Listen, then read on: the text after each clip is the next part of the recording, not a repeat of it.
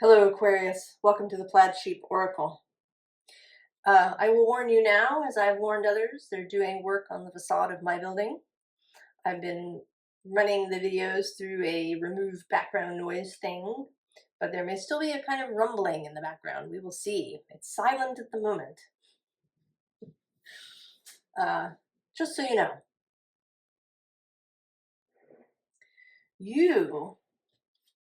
You know, we're in this eclipse space. The first half of it happens on Sunday, the full moon in Pisces, about 15 degrees of Pisces. But it's already, rippling out. It ripples out before and after. So all the readings have had this feeling of the eclipse running through it. Sometimes it's been showing up in the sun and moon coming together, or in the feeling of it, the bit of the messages. And you've got shape-shifting. This is the Fairy Tale Heroine Oracle by Sharon Blackie. And the shape-shifting card is meant to be about connecting with nature. There's lots of characters in fairy tales who can shift from human to animal. But for you, this is coming out as shape-shifting for you and moving into a more watery way of being, really accessing that aspect of yourself. Because of course you are not pure Aquarius. You have an Aquarius placement. Or maybe you've just shown up here because the title grabbed you. But if you're here, you've been operating, maybe from a very air-based intellectual space. Maybe from a very fiery space of wanting to take action. Always looking for the next thing to do, possibly. Now, the underside card here is the shoes. And this talks about being grounded and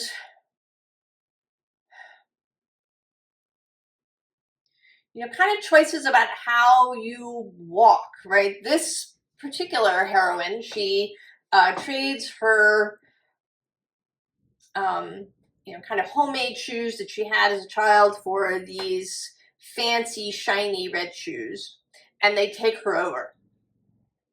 And rather than dancing in them, the shoes dance her. And eventually she is just so worn out and exhausted that she begs this woodcutter to chop her feet off. And right below that card, we have dismemberment.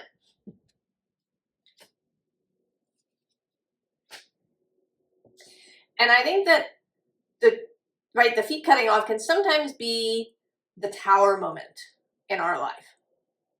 When we've been dancing too long in some way, and this tower moment comes in and blows stuff apart. The dismemberment. But the shape-shifting card is suggesting that that is not necessary.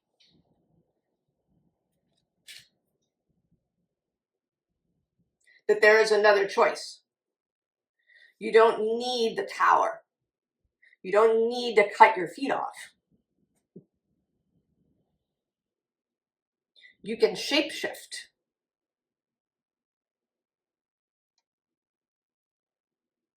The hidden underside is the mirror.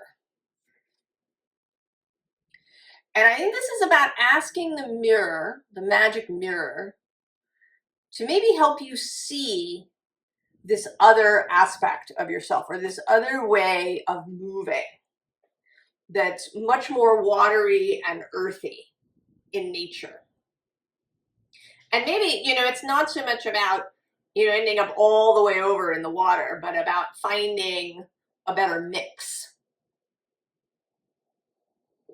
If you moved at all in the alternative health sphere, You may have run into Ayurveda or traditional Chinese medicine or Western herbalism where they talk about constitutions. You know, in Ayurveda, there's 3 doshas, Vata, Pitta, and Kapha. And we all have all 3 in a different mixture. And, you know, it's not, your aim isn't really to always have all 3 in an exact balance. The aim is to just not have one that's so way out that it's throwing everything off. And so the aim in Ayurveda is to, you know, to change things up so that if you have a dosha that's way up, like it's so much, you know, if you have Vata or Pitta, which are the air and fire doshas, you know, if you have too much Vata, it can be anxiety and insomnia and trouble with digestion, and there's a variety of things when there's simply just too much air. And there are things that you do to help you reduce Vata and then bolster the other doshas. So this is right, a temperamental view of that.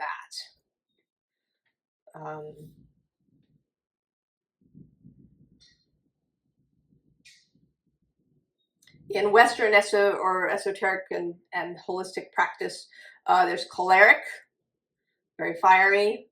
There's sanguine, airy. There's melancholic, which is earthy, and phlegmatic, which is watery. And again, there's a nice mixture that you want to have. And it seems like you've been operating, I think you've been operating too much in the air and possibly fire end of things. And it's not surprising our society, our modern society, supports that.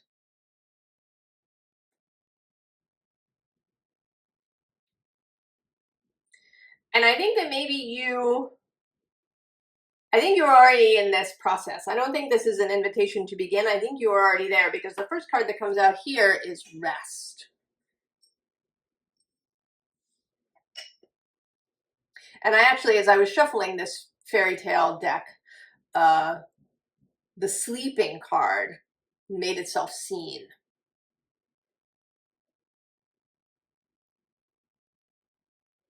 Now below that, interestingly, is this unexpected thing, but right, she's really fiery. And this rest is kind of sitting on top of that. You know, the bottom of the deck is this progression card, which also has a kind of fiery thing happening. And it seems to me that you are in the process of shape-shifting. And maybe there's a little bit of resistance.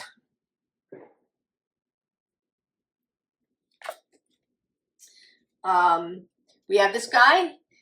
He says hope with Yule. He seems today, he comes out, you know, differently at different times, and he seems today a little bit like, okay, you know, fine. Things were not going well. You know, maybe I was exhausted all the time. So I'm prepared to make some changes, but I'm a little skeptical. I'm a little skeptical. And I think what wants to come through is that to ease back on the throttle, to turn towards the water and earth, doesn't mean stopping all progress, right? Because then we have this passion. It's not, you're not being asked to give up on passion. This isn't, you know, sometimes one can see this in spiritual circles. There's this sense of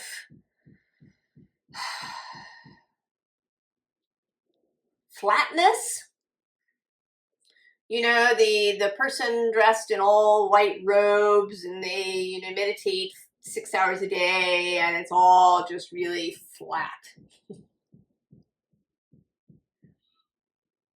And that's not what we're going for. There is a lot of passion here. We're wanting to express it in a different form so that you're not in this energy.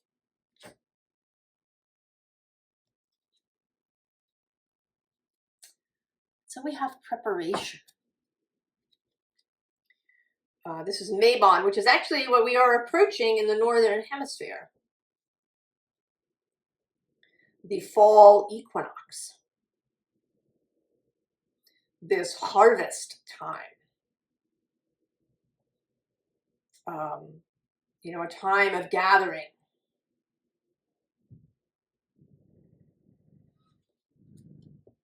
You know, and of preparation. It's coming off the peak, that, you know, peak of midsummer, the end of June and into July and beginning of August, that whole up here really hot period. You know, those are very intense. Everything is growing really fast. It may be really hot. You know, the sun is up at the peak of the sky in summer. And then this is coming down off of that into a more shaded space. A more earthy too. There's all this fecundity, all this prolific fruits and grains and things.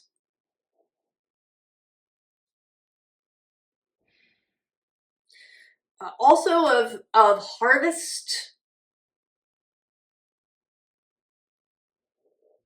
But I think it's less about that and more about the remixing of elements, of shifting your shape,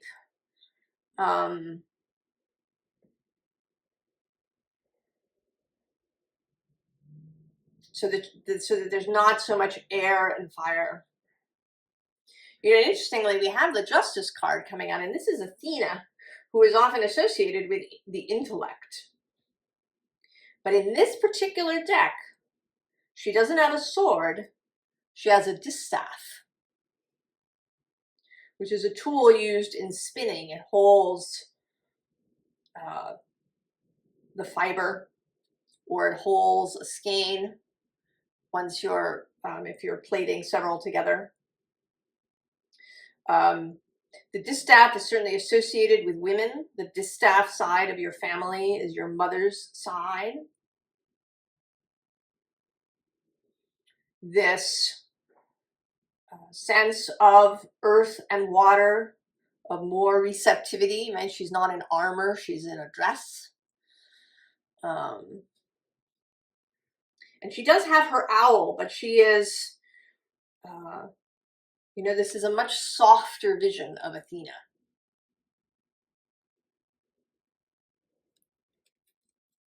Below her is the Ten of Cups. But also, interestingly, this Power card. But here in this deck, it's Freya. And she's got cats. She's also goddess of love. Right? That's this passion underlying things here. And then the underside of the deck, interestingly, you know, this shape-shifting card has this sort of centaur woman. And then that's a Sagittarius idea. And then we have this Eight of Wands, which is a Sagittarius card of all of this fire. Right next to it, you and the star.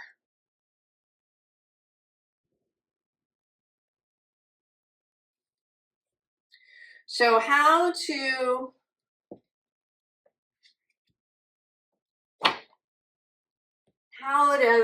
create ease, how to create combinations of things. We have lots of combinations of things happening here, and pairs of things a little bit. This card is 11, we have a 33, then we have two other cards in the 30s, 35 and 38. And in this row we have two 4s and then two aces.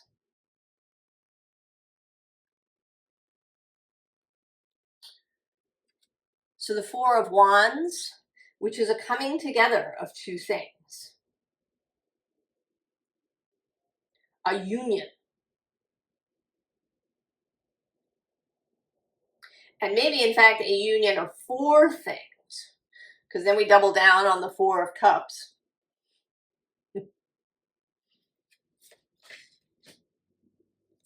And then these two aces of earth and air coming together.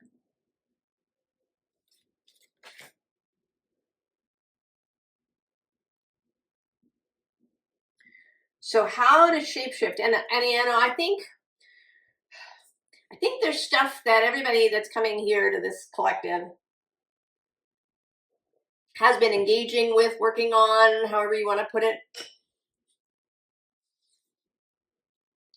And that it's really coming to fruition now.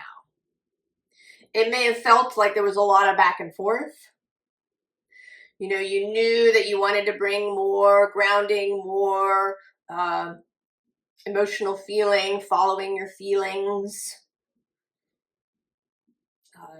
following your heart. But perhaps you've been getting drawn back. Because on the underside of the next deck, we do have the Devil.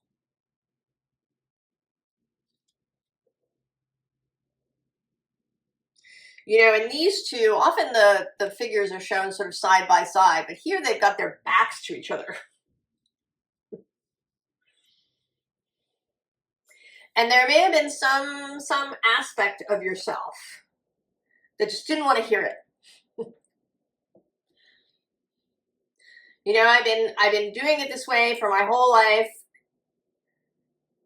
I've survived this long, or maybe this is not what I was taught. And often people talk about Aquarius as being the individualist,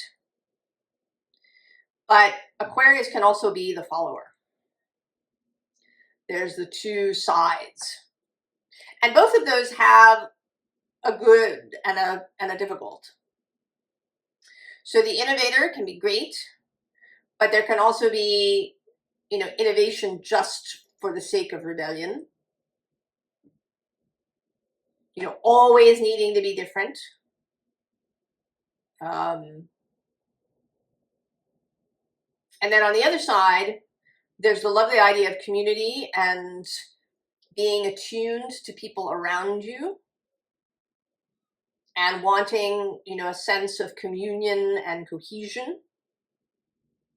Or that can be groupthink and the mob and kind of blind conformity.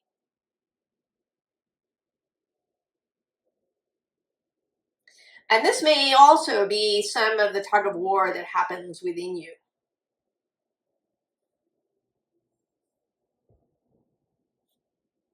But we do have the magician, the guy who has mastered all the elements.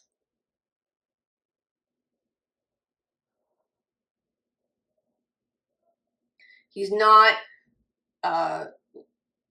you know, only about using one or two. He knows that all the best creations use multiple elements.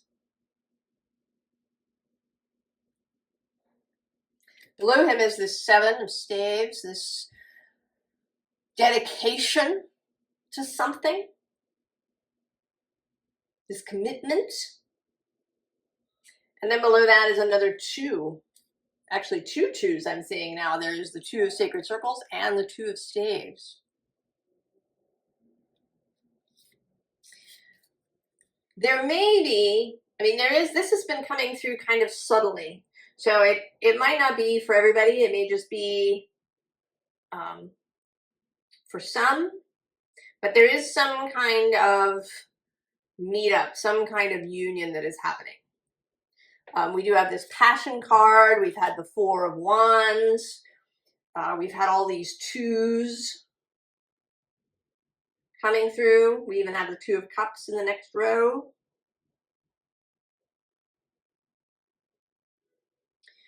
And that may not be so much about you meeting somebody new, but you creating a whole new relationship with somebody because you are becoming open to these other elements. We have the Nine of Cups, the big party. The embrace of all the cups. Of living, you know, maybe with more of your emotions on your sleeve.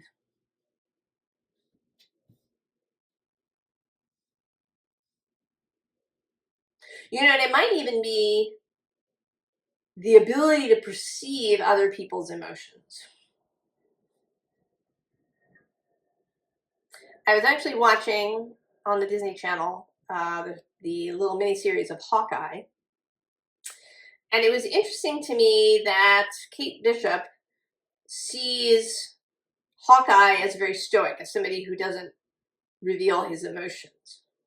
Whereas to me, you know, his emotion is just screaming out of him. But because he's not, you know, he's not speaking it openly, you know, very clearly. It's also the Jane Austen novel Sense and Sensibility, and you know, Eleanor is she doesn't show her emotions, but they're so very clearly there. But because they're not, you know, she's not stating them out loud, people think that she doesn't have them. So it may be that you are learning to perceive emotions in other people. And I think that comes from seeing it in ourselves, from acknowledging our own emotions. I think if you've been keeping your emotions really in check, it blocks your perception of other people's. And being more open emotionally doesn't mean going around telling people what you feel all the time.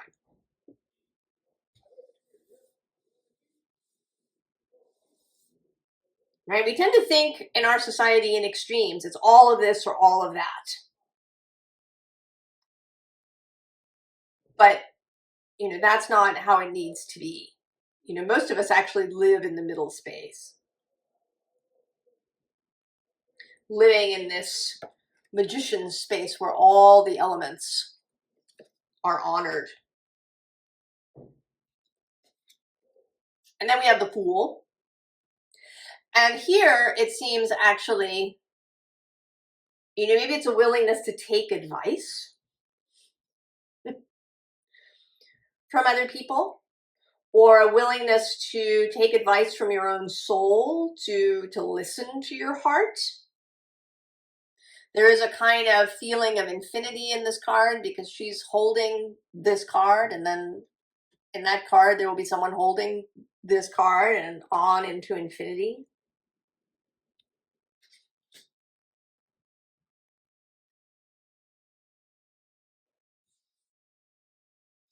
So a sense of vastness that I think perhaps we've lost a little bit. We have the Princess of Staves. So fire, but in this more innocent, more beginner kind of form. There's a softness here. We aren't really dealing with the Eight of Wands or the Knight of Wands.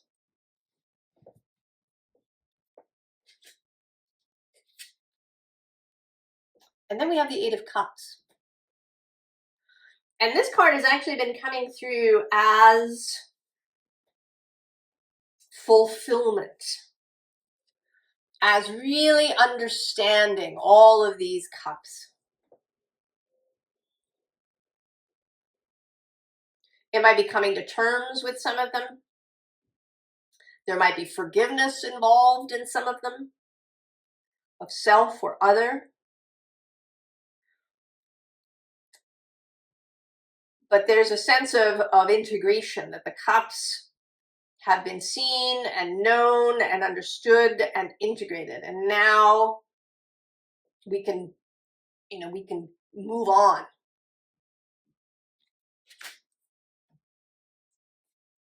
Here too, the Two of Cups. So there may be a real shift in your relationships.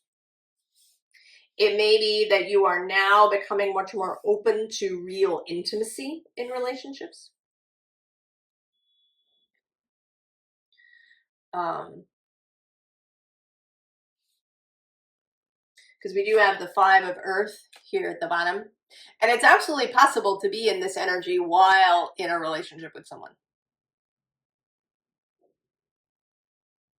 To see yourself as only yourself and not part of the couple or of whatever the relationship is, romantic or platonic. To see yourself as really alone. To not trust. To not have openness and receptivity. To not allow others to care for you. I think that's a big one. That maybe that's perceived as weakness or as way too vulnerable. I always have to have independence immediately available. So I can walk out at any moment.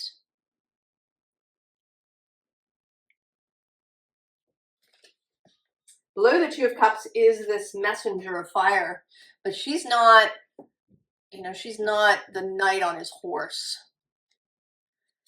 She is quieter, right? She's more like this Princess of Wands.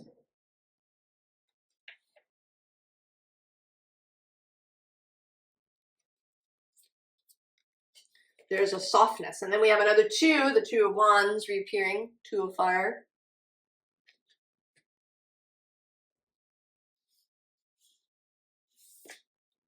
And so we have Judgment, the call.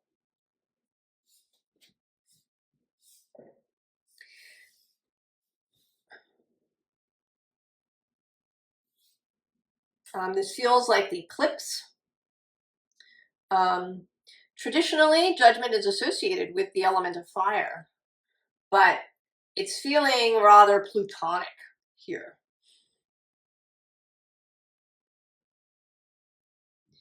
There is a flavor to me here of Pluto and of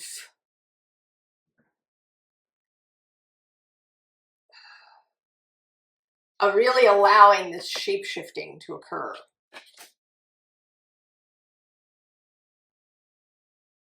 He's just at the beginning of your sign. There's another 19, 20 years before he's out. 2044.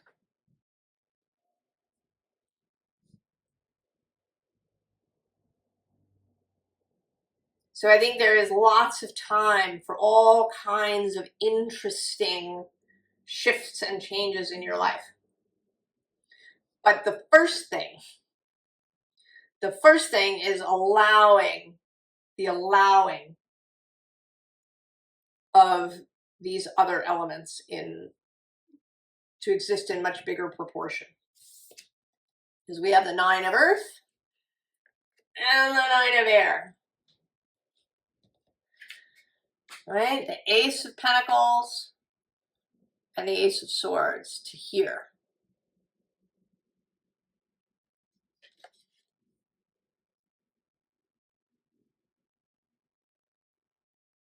And we've also had the Nine of Cups. Interestingly, we haven't had the Nine of Wands. Only the 8. I don't know if we need to look for that. Maybe not. We'll see.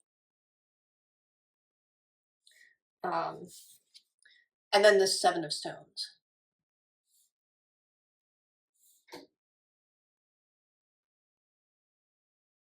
It's a kind of feeling of coming to rest a little bit, of coming into, you know, it's kind of this.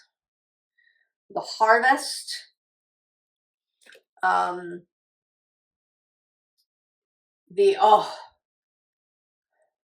Right, it's here. I've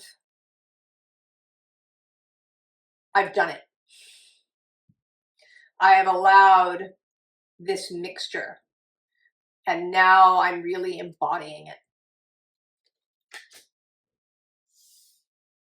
And it's no longer a struggle or something I have to think about on a daily basis. Right? When you learn to tie your shoes as a kid, you may have to really think about it. And then now,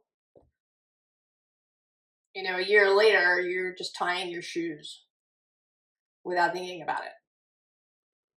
Things become second nature when we practice them. Now, that's not to say that you should be insensible or that you should just wander around on autopilot, but that it will become really embodied in you.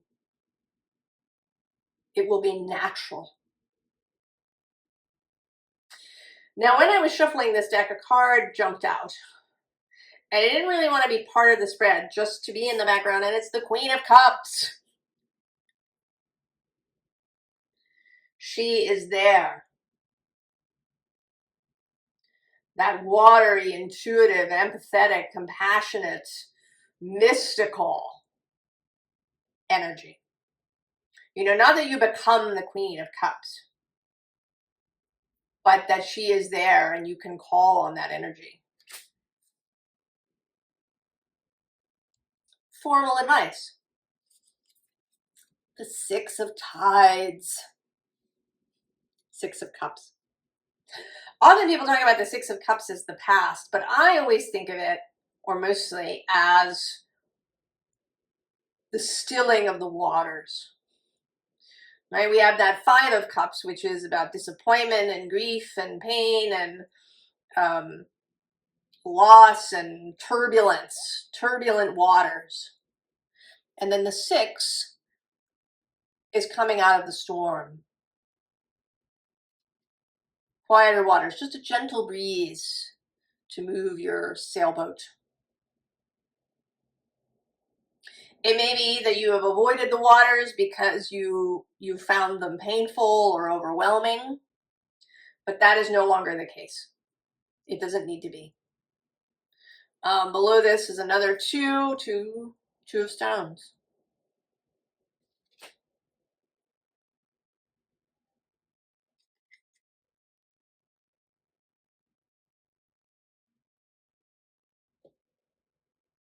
I think actually the only two we haven't had is the Two of Swords, the Two of Air. The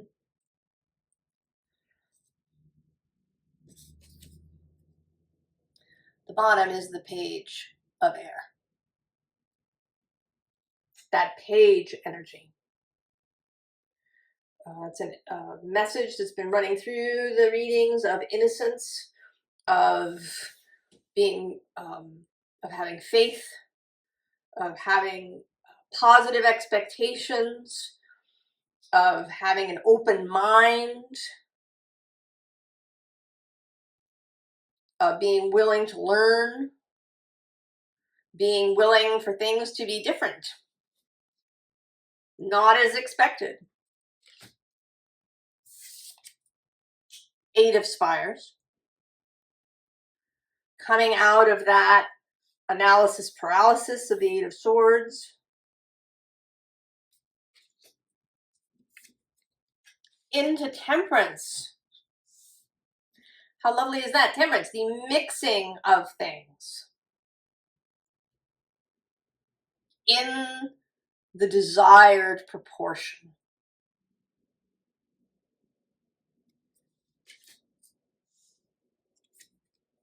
And then the Nine of Stones repeats. stability, knowing your own capabilities in the physical realm,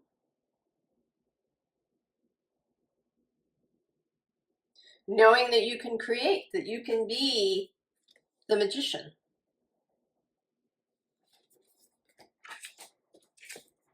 And then the Ten of Tides, the end of the rainbow. Right, that's this Ten of Cups. Look at that.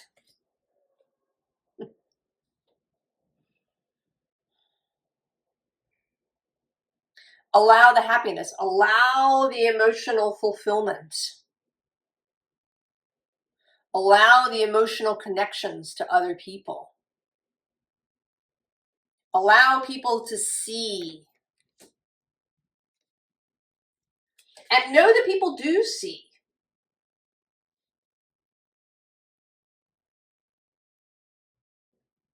Know that people do see.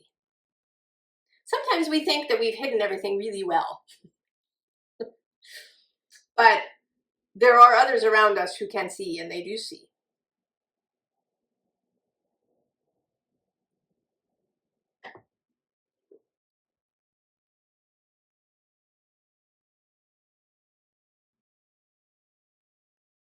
I think this is wonderful, Aquarius. I think that it may feel a little strange, you know, like new shoes or, right, the new shoes. But that soon you'll be walking easily. That it's not going to take a long, long time. Because it's all been a process up until this point. And I look forward to seeing where this goes, Aquarius, for you. I wish you all the very, very best. And I'll see you next time. So long.